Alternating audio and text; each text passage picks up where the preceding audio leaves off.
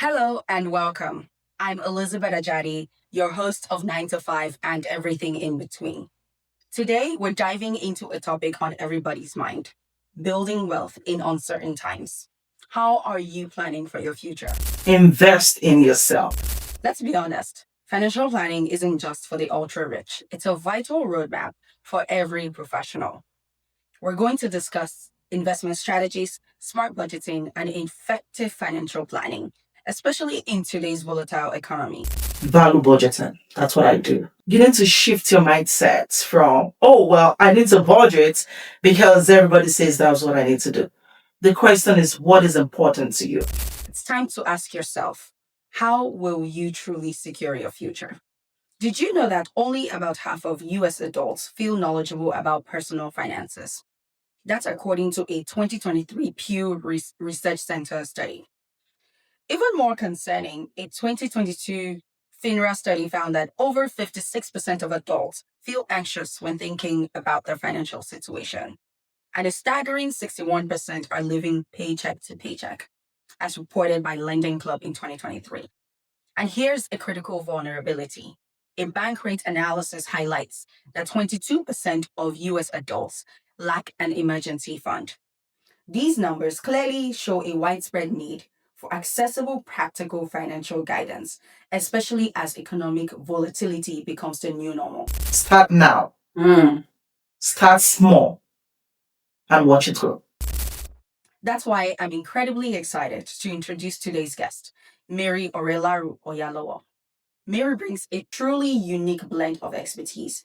She's a finance transformation manager at Deloitte, offering high level financial insight, and she's passionately empowering individuals through her personal financial education company, My Fortune Vault. She's even educating the next generation as the author of JoJo talks about the three bell jars, a fantastic book for children aged 4 to 8 that explains valuable lessons about saving, spending, and sharing. Get ready for actionable strategies and a fresh perspective on how to not just survive, but truly thrive financially, no matter what the economy throws our way. This episode is sponsored by Green Lending Akron Branch, where Manny Oloyede and his team make financing simple. Whether you're buying your first home, refinancing, investing, or even buying as a foreign national, they offer clear guidance, fast closings, and loan programs most lenders don't. If you're looking for a smart, flexible mortgage lender,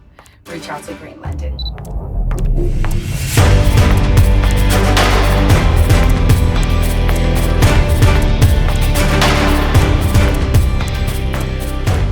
Hello, 9 to 5ers. I'm Elizabeth Ajadi, host of 9 to 5 and everything in between. Welcome to another episode of our podcast. Today's episode is very, very timely. We're talking about building wealth in uncertain times. How are you planning for your future? Now, going off script a little bit, if you've been paying attention to the political landscape, the economic landscape, the world at large, you would know that this is a very trying time. And even based on historical facts, you would know that this is probably a good time to think critically about how you spend money, how you save money, how you invest money. Today, we're going to be focusing on financial planning and how you can create a roadmap for yourself to secure your future. In the studio today, we have none other than Mary Orelaru Oyalowo. She's a personal financial educator. She is a finance transformation leader at Deloitte. She is also the author of a children's book talking about money. So she is very, very familiar with money and really the right person to listen to when it comes to planning for your future. So welcome to the studio, Mary. Thank you. Thank you so much for having me. I am so delighted that we're able to have this conversation. She leads this organization called My Fortune Vault. You know what a vault means? It means a bank, a storage for your money. So I love it because she's going to impart a lot of knowledge on us today. So, Mary, without further ado, please introduce yourself, tell us a little bit about your career, and let's dive into the conversation. Sure. Well, as was mentioned earlier, I work with Deloitte within finance transformation market offering. Okay. And before Deloitte, I have both governmental experience and industry experience as well. I strongly believe in transformation. I am advocate for finance, and I am the founder of my Fortune Vault. And I believe that clarity, structure, and controls are, really important for you to thrive in your finances. It doesn't matter if you're a global corporation or an individual, even small businesses, Yeah. and I wear both hats proudly, Yeah. So just bringing both in, the corporate world and also just teaching people, small businesses, individuals, families about finance, That's what I do. I know, I love that. And, the fact that she empowers not just businesses, people, families, but young people. I love this book. I bought it years ago when you released it, and I read it and annotated into it. And it's for children between ages 3 and 8. 4 to 8. 4 to 8, yes. 4 to 8. And it's very simple, broken down to help children understand, because I believe you need to start teaching children from when they're young, about money management. And it's something that is lacking in our schools today. And if families know about money, they're able to impart their future generation with lessons about money. I love this book so much, and I hope that you can get one copy for your child as well. Thank you. And to add to that, actually, I'm working on 2 other books to be released next year. Nice. And it's just also for kids. Okay. I hope your listeners will get to read those books as well. Oh, awesome. I mean, maybe you'll come back and talk about the book next year. Yes. For sure. That would be exciting. So, diving into the conversation, before we get right into the conversation, let's talk personal, professional update. What is going on with you personally? What's going on with you professionally? What's new in your world? And you can answer that question with the lens of the economic situation, if you will. Yeah, sure.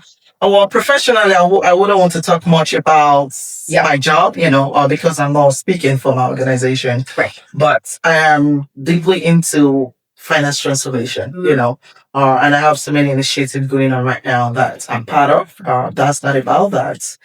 For my Fortune Vault, I have so many things in pipeline. Yes. I'm actually working on an app. Wow. I'm working on an app to help, and really my focus is more on developing countries, So just building apps and games to be involved. I have so many exciting news anyways. Okay. So many things coming up on that, Okay. As far as the app is concerned. And then, as I mentioned earlier, 2 books are going to be released next year. Nice. They're about 70% done, but they are going to be released next year. That's really what I've been working on. Nice. No, that sounds exciting. Because of confidentiality, Mary cannot share much about the details of her work, but glad to know that all of that is going well. I'm excited though about this app. I know. Wow, you didn't tell me. Okay, you know what? It's so funny because I like that a lot of the guests, even though I know most of them and I've had conversations prepping in advance, they always bring like a surprise news to catch me off guard. And I love that. That sounds very exciting. I'm looking forward to seeing it. Hopefully I'll be a part of the people that will see the demo. Yeah. Okay, sure. Okay, I'm just inserting myself right there. Okay, now that we got that out of the way, I mean, we do something on the podcast where we do What Would You Do? So we're going to do a What Would Mary Do? Because we always do What Would Elizabeth Do? So imagine this, Mary, as a financial educator, looking at it from you being a young professional or a mid-level professional. But for this scenario, let's think young professional. Early in your career, you have student loan debt. You have a modest emergency fund, maybe $2,000. And you've just started contributing to your 401k. Maybe you just got your first job offer. Suddenly, there's a news of a significant economic downturn, like the one we're in right now. Maybe a recession is declared, or maybe there's just major market correction. Think COVID. Your friends are panicking, they're pulling out their money from their investment, and they're cutting back drastically on expenses. And you're now feeling anxious, like, what should I do? Should I also take out my money from my 401k? What should I do really? But you also know that if you make an impulsive decision, it would be costly in the long term. So, as a financial educator, if you were in their shoes, what would you do, or what would be the first three things that you would do to prepare yourself and maybe even advise your friends around you to make the right decision? Well, I would take a pause. You know, that's the first thing I would do. I would take a pause because what I've seen over time is that when things like this are happening, people rush to make decisions, So I'm going to take a pause and really reevaluate my investment foundation. What are the foundational things to me? What are those things that are important to me? I see people timing the markets instead of being in time with the markets. And I'm going to explain what that means. Okay, so there's recession, and then people are trying to get their money out of the markets, And when I say markets, I mean everybody knows, not everyone, but I mean investment markets. Investment markets, because Dow Jones, NASDAQ, all of that. So people try to get their money out, but that's not what you should be doing. You need to really reevaluate, why am I investing? Especially for somebody that is young, you are not necessarily investing to get your money out in 1, 2, 3 years. I will think long term. So you are investing for 10, 20 years from now. If that is the case, the market is going to correct itself. So I'm going to take a pause and really assess, why am I investing? I know sometimes people also invest for short terms, right? So I have this money, I need it next year, I want to invest. Right. Well, that's not for the stock markets. Right. So you need to know that short-term investment is not for the stock markets. So when you think long-term, yes, that's for stock markets, and you can put your money there. Okay. So again, take a pause, and reevaluate the foundations of your investment. Why am I doing this? And then the other thing I'm going to do, and I'm going to cite myself as an example here, is I'm going to invest more. If the market is not good, invest more. 2020 during COVID, everybody, especially around March 2020, index fund went down. And people were panicking. That's getting their money out.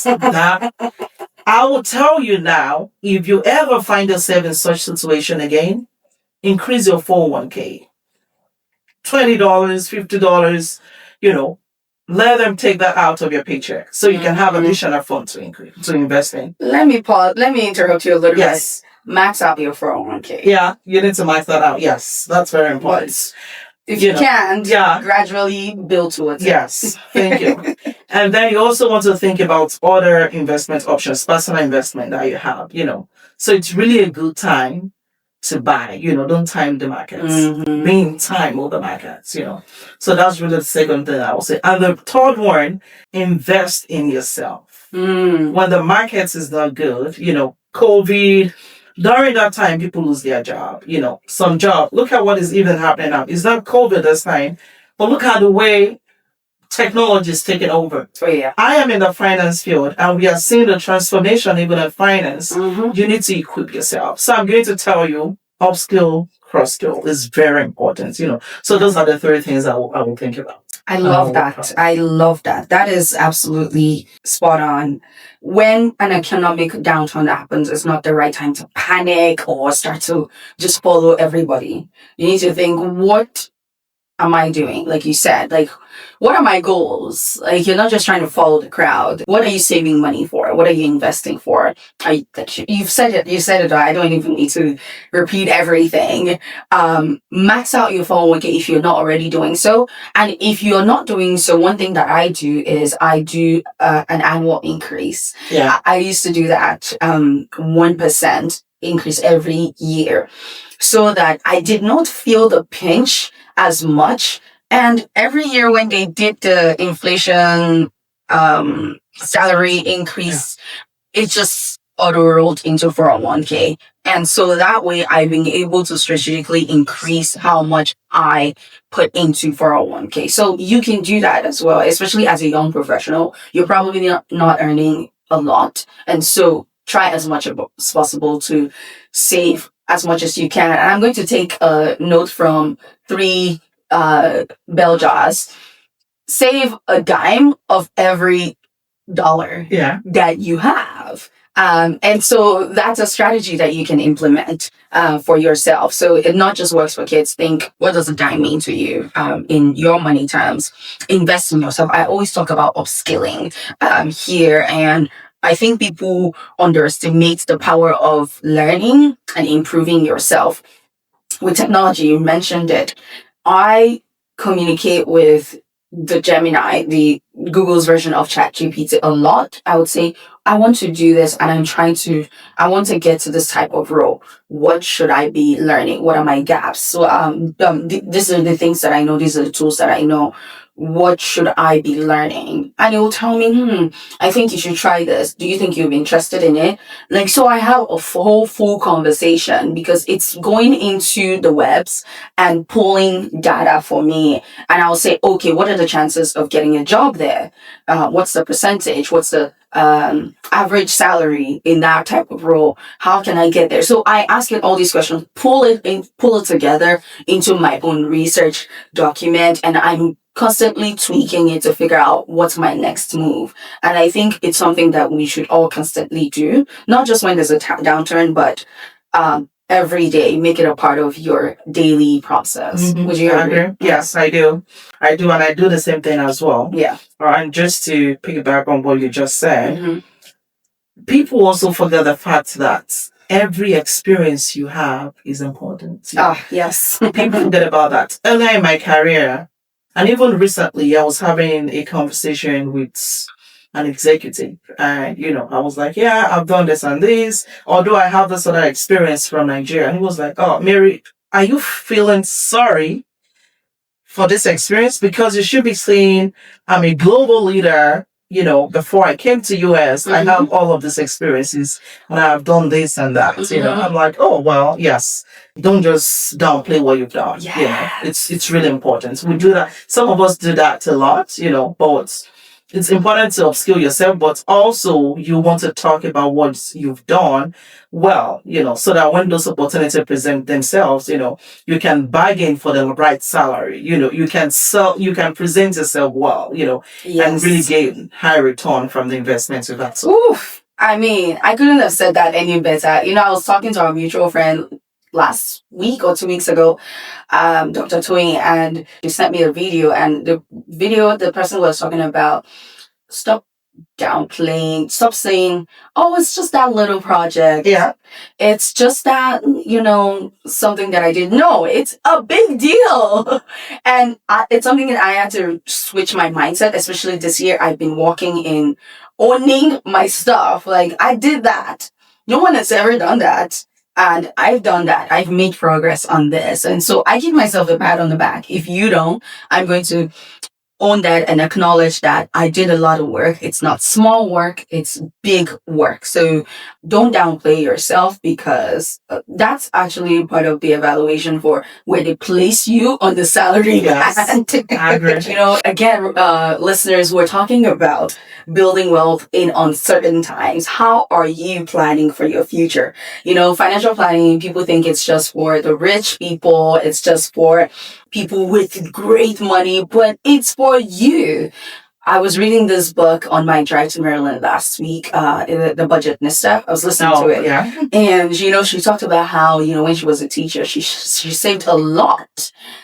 And how much she was able to save in 3 years. She was able to save $40,000 on like a $45,000 salary. And I'm like, how? But it's because of her money mindset. But going back to our conversation, many people understand that, they're the basics of emergency fund. But, in uncertain times when things are a little bit tight, but if I typically put like $1,000 in my emergency fund on a monthly basis, or let me say $300 on a monthly basis, and things are a little bit tight now, especially now things are more expensive. And at the same time, I have student loan debt that I need to be paying down. What's your advice on prioritizing debt repayment, especially if it's a high interest debt, and when that financial security just feels precarious. Like, I don't even know if I'm going to have my job. So should I keep paying that debt or keep saving into an emergency fund? Well, I would say that both are important. It's very we need to really just put that out there that both are important. However, I know the school of thought is that have 3 to 6 months worth of emergency Emergency, saving, yeah. But I would say that you should aim for 6 to 9 months, with the way things are now. Yep. And I'm going to be practical with us on how we can achieve this, Aim for 6 to 9 months. You also need to focus a lot on high interest loan, Student loan is that. But the thing about that is that you don't want to default on your student loan because, there are consequences for that. Especially now. Now, you don't want to. So it's important that you keep paying your student loan, at least pay the minimum. But you want to aggressively pay down high interest rates. Yes. And when we think about high interest rates, credit cards, that it's really important. Those 24%, 18% interest rates, pay those down, And while paying that down, you also want to save because here's the thing. If you decide to pay off your debts, right? And then you are not saving for emergency, you are going to find yourself right back into it. Because what happens is you start, using your credit cards, applying for a loan to do all of these things. So again, we need to save 6 to 9 months. Then how do I do that? Mary, are you crazy? I only make 40,000. Let's think about side hustles. Yes, you don't have time, but you have some talents that you can convert to money. Maybe you are a teacher. You can teach English, math, look for kids that you can teach this. Yes. And you don't even have to be in the same location with them. I know there are people that meet in library. If you want to be physical, be in the same place, go to the library, schedule 2 hours. You don't have to pay for that. Have them come, schedule, teach them. Yeah. Or you can even do virtual. What I'm about to say is for everyone. It doesn't matter where you have. I have friends in Nigeria. I have friends in Canada. I have a friend here in US that is teaching people virtually, different markets. She has a Nigerian audience and pricing strategy is also important. But the pricing is different. She has people here in the US that she's teaching, and then the pricing is different as well. So what that helps you is you're having additional income from that. Right. You'll be in the comfort of your home and doing what you like to do. Yes. And then you think, well, Mary, I don't have time for that. Are you good at making hair? It's not even the $100, the $50 that people are giving you. You can subsidize. Let's say if I'm going to someone to make my hair for $150, you can say, I'm going to make your hair for $75. However, when I'm making your hair, I'm going to record this because I need to create content. So this is what you are doing. People will come to you because you are making the hair for half the price, from $150 to $75. And then you are recording this to create content. Over time, the content is going to generate money for you. So the wealth that you are getting is not from making that hair, but subsidizing for people, creating content and making money from that. There are a lot of things that you can do. So it's just really important that you sit down, think about how can I make income? How can I make more money from my skill set? Right. From my talent. Think about things that won't necessarily need much of your time, but to get you high returns, and then you start making money by the side, save enough, be very careful of lifestyle inflation. Because a lot of time when people are making that money, they forget about the goals that I need to save 6 to 9 months. I need to invest for this. I need to do this and that. And then they start buying everything, not what they need, everything. So this is just few ways that you can tackle that. I love that. I want to add something to that. So one thing that I've used to tackle lifestyle inflation, because I know it happens to the best of us, is I have an auto deposit directly from my paycheck into my emergency fund account, into my incidentals fund account, into my check-ins account that services my large bills, my recurring bills, and then the rest goes into my other check-ins account, which services daily expenses. So I always know how much is left over for me at any given time. So that way, I know emergency is taken care of, incidentals account is taken care of. And by incidentals, I mean the account that I use for large home purchases, home repairs, build the studio. The money's coming out of that. I need to buy a new microwave. It comes out of that. I don't take out of my emergency fund for that because I see my emergency fund as future money for for a true emergency. Yeah. And so that's why I separated emergency from incidentals, because I found myself 3 years ago dipping into emergency. And I said, no, I have to separate it, because if I do, then I have a disciplined approach towards it. And so even if I get a raise, after I've maxed out 401k, maxed out all these other accounts, the rest comes into check-ins account that's for spending. Then that's when I say that's my guilt-free expense.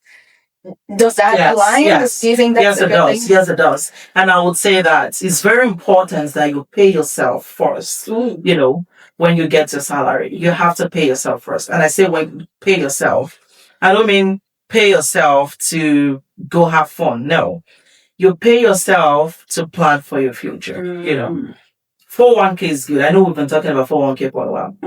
But aside your 401k, what other investment do you have? I get it. You're probably thinking, Mary, I don't even have enough money to save for 401k. What are you talking about? We already talked about how you can make more money. Do you live all by yourself in a bigger house? Airbnb is an option.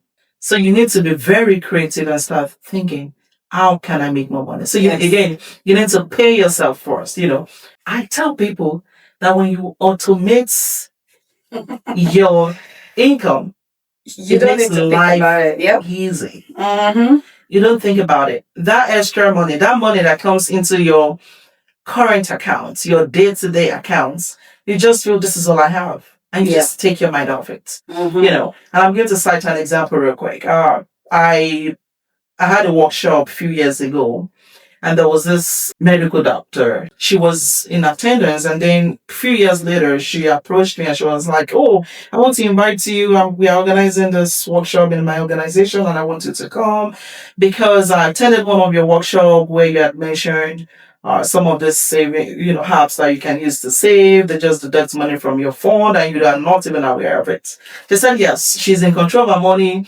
But Mary, could you believe that within few months, I didn't even know that I could save extra 5,000 US dollars. Yes. I was like, oh, okay. This is somebody that makes good money. Yeah. She has everything checked. She's very good with her money. But she wasn't even aware. And then she said, Mary, do you know that 5,000 I was able to save within a short period of time could go towards something else, and I would just waste that money? So what am I saying in essence? You need to automate your savings, Right. And you need to save for different purposes, Reasons, different reasons, But it's very important that you pay yourself first. Yes. Right. Let us sit in one place and then automate your bills, your investment, saving for a purpose, automate things. It makes life really easy for you. No, I agree completely. I actually recently re-downloaded Acorns. And I'm using it again. And because I went back, I was like, why did I even ever pull out the money? I needed it for something years ago. And I re-downloaded it again, and I'm going to start building it again. I really love Acorns, the app. It's so good. In that automating just the change. Yeah, the change, yeah. Let's get the little amount. Yes. Because we've talked about investing, so I want to talk about budgeting. What is some budgeting or smarter budgeting strategies or mindsets that can help people navigate unpredictable income or rising costs rather than reacting to them? I know that a lot of times people talk about trackers and then spreadsheets, and it just complicates things, right? Because where do I even start from? But hear me out. This is my approach. Yeah. Value budgeting. That's what I do. Value budgeting. You need to shift your mindset from, oh, well, I need to budget because everybody says that's what I need to do. The question is, what is important to you? And I'm going to break this down. So value budgeting, within value budgeting, I have two frameworks that I use. The first one is really goals layering your goals. And then the second one is budgeteering. So let's imagine a cake, right? So you order a cake, 3-tier cake. The first one has to be solid. Okay. For you to be able to have the other ones on it. Right. Right. So now I want you to just visualize a 3-tier cake for the budgeteering now. The first one, that is the basic, the essentials. So when I'm building my budget, what are those things that are essentials that I need to make sure they are taken care of? Right. And then this will include food, clothing, paying your light bills, all those essential bills. You budget for that. And then we move to the next one, comfort budgeting. This one is also important. What are those things that helps you with your well-being? Think about those extracurricular activities for your kids or even yourself. Yoga, those are comforts. Those are things, that makes you feel better. Yeah. And then the third one is flex budgeting. This one, I want to go on vacation, I want to buy that iron bag, all other things, So what happens when you have those three in place, this is what happens. If your income is inconsistent, or God forbid, you lose your job, you know where to adjust. Yeah. You start from the flex. And then you go to comfort. Yeah. What can I let go? Yeah. Yeah. Basic, nothing touches that. Yeah. Yes. So that's my value-based approach to budgeting. And then let's talk about the layered goals. You have the essential goals, just the basic. Again, this one is so basic. And when you think about these goals, think about paying off your debts. It's really important. I need to be able to pay off my debts because I want to live a debt-free life. I want to be able to reduce my financial burden. I want to be able to move money around to do other things. I want to have peace of mind. I want to have peace of mind. I know. Because your financial well-being is really important. Yep. The second one is growth. When I say growth, I mean I need to have goals for growth. I need to start investing. That's a sign of 401k because your 401k is basic. Like you need to have 401k. But the growth, you want to start thinking about other investments. Maybe you want to invest in real estate, you want to invest in small businesses, high bonds, different things like that. So that's the growth. Or you even want to start a business. And now we have legacy goal. Now you want to start thinking, I need to build wealth. I need to impact my community. So if you can break it down like that, again, value budgeting. If you can break it down, so you have your value budgeting and then it's divided into two. Right. So if you can structure it that way, it helps you to understand, okay, can this go with, the goal of impacting my community?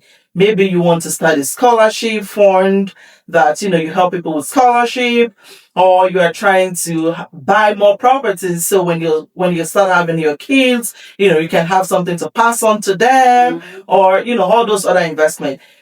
If you are having issues with finances, you will know that, okay, so this legacy goal needs to wait for a while, Yeah. So really, that's the way I approach it. Yeah. It's not just about, okay, trackers, and then, okay, so what else do I do? And then you dump everything on the tracker. Then what next?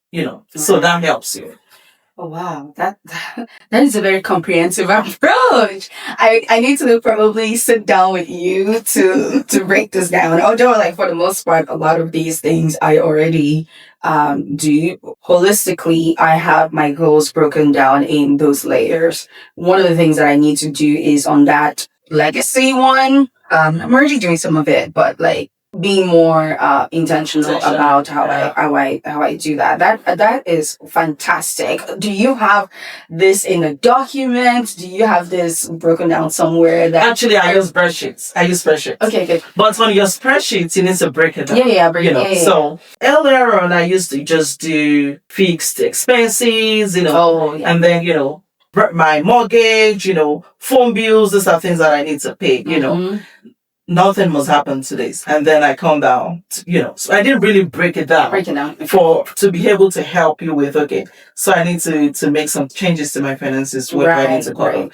Instead of trying to think through where do I need to cut off. You already know the section you need to go to on that spreadsheet. Yeah. So you know what I did the last 2 years, what I did to be able to be more specific about those other areas is I pulled my credit card report and at the end of the year and did the analysis of the categories, how much did I really spend towards these types of expenses, and then I broke it down. So that really helped me to understand my spending habit, and I was able to realize, okay, perhaps you do spend too much on random Amazon stuff that you don't need. And so I changed the habit to creating lists, shopping lists for things that I want.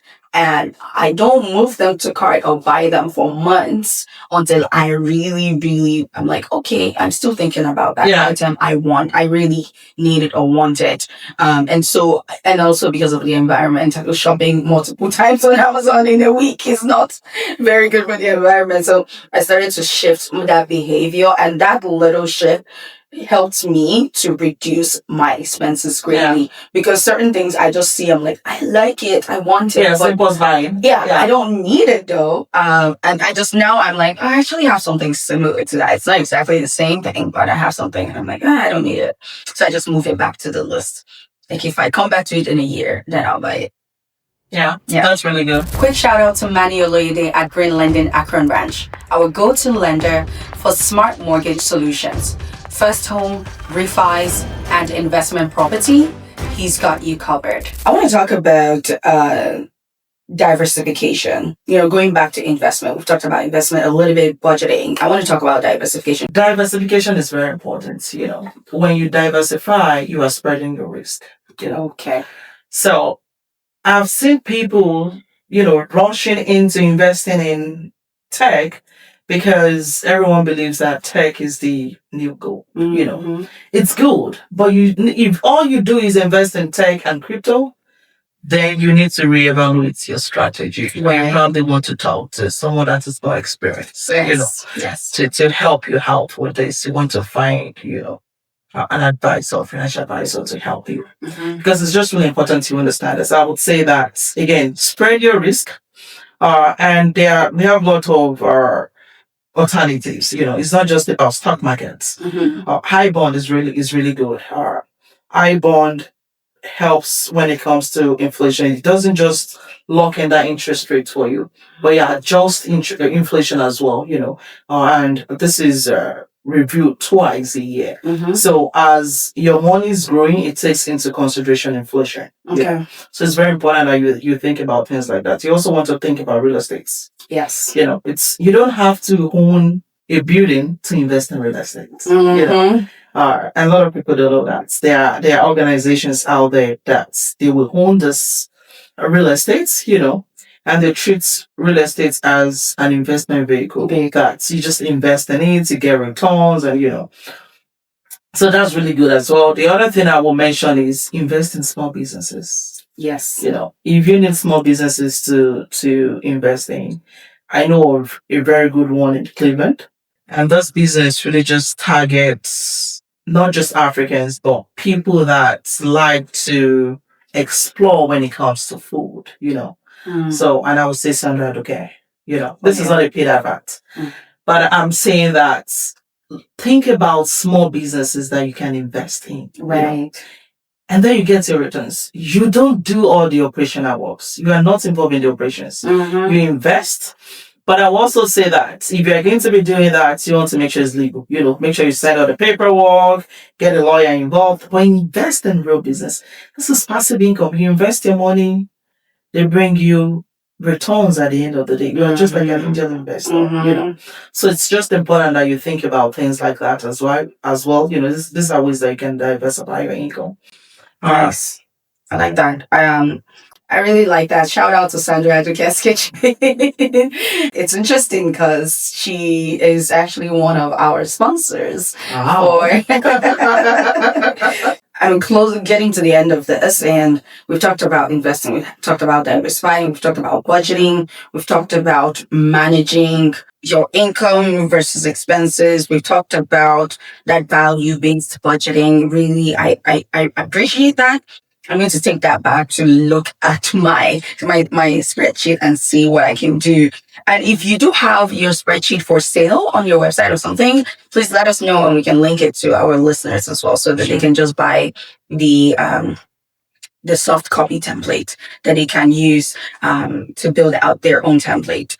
One of my final questions is about that personal financial education that you do at My Fortune Vault. Do you ever have workshops in the area, whether in person or virtual, that you put out that people can tap into? Say they're looking for one-on-one. They say, oh man, I've learned so much today and I really need your help to dig into my finances. Like, is that something that you would Yes, offer? I do. I do one-on-one, and I have few people that I work with. And when I do one-on-one, the first thing I do is really just assessing your financial position. Where are you, and then your goals. What are you trying to achieve? So I do one-on-one. And for workshops, I don't organize workshops myself, but when people organize workshops, I do get invited to come talk to them. Perhaps we need to organize one personal finance career coaching. I think it would be a great idea to really help people, not just in our community, but in the greater Cleveland area as well, because I would like to see more people take charge of their finances and control it rather than having the money control them and their future. Yeah. And one thing that I do is that, I have social media presence. I know that people spend a lot of time on social media, and just those micro learning goes a long way. So I put content out there, for people to learn. And I've seen people just reaching out to me, have some for. Nice. Oh, that's great. So if you're looking for her micro learning videos, check out My Fortune Vault on Instagram and LinkedIn, I believe. Facebook as well. And Facebook, yes. Check out all the platforms for information. My final question is around, the future. Looking ahead, what's one piece of maybe forward-looking advice that you would give to our listeners about building a financial plan that's truly adaptable and resilient, no matter what economic curveballs they face? Yeah. It's really important that we build resilient financial plan, It doesn't have to be perfect. Who's looking for something perfect? You don't need it. But here's what I will say. Start now. Start small and watch it grow. Oof. Yes, that is, yeah, I like it. Concise and hard hitting. Yeah, I love that so much. Gosh, I've learned so much. Thank you so much for your valuable insights. Start now, start small, and watch it grow. Wow, that's going to be the tagline for this episode, and I love it. I've learned so much. Like from the beginning, we talked about pausing, thinking about your strategy, invest more, invest in yourself. You are the driver of all of this, to be honest. If you're not making the decision, the money is not going to move itself unless you've automated it, of course. We've learned about the different frameworks for value-based approach budgeting. We've learned a lot about diversifying, and there's one-on-one services for you. So this has really been a well-rounded episode, if I do say so myself, where you can even just listening to this and start to think about what do I need to do or what am I not doing that I've taken from this episode that I need to be doing for my future. And I want to thank Mary because this has been very, very helpful. Like I said, you've given us nuggets. You have the app coming next year. You have 2 books coming next year. Like I said, she has a book right now on Amazon. Pick it up. It's available in a hard copy and soft copy. But since it's for kids, pick up a hard copy. Yes, please. Yes, they need to see it. Let them write it. There's also pages where they can write and make notes. I like that. And so that would be helpful for kids. Even you as an adult, you can actually apply it to yourself in reading through it. It's easy. It's an easy read.